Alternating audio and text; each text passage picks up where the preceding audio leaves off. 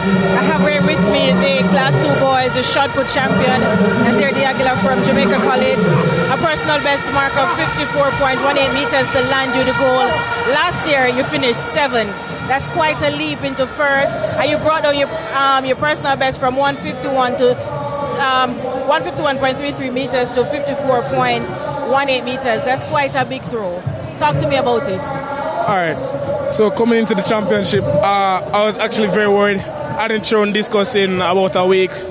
After shot put, I felt very disheartened. I came fourth, which is not what I expected, because coming in I was second in the nation. So I just really wanted to come here, make a bang and show them, say, I can also do it. I'm here. I'm a menace too, you know. Congratulations on your win, NASIR, and enjoy the rest of the championships. And congratulations to Jamaica College, who are en route to winning champs. Yes, we want to win. Let's go. 1 JC. All right, so back to you, Jeremy. All right, so young NASIR Diagila there. Confident.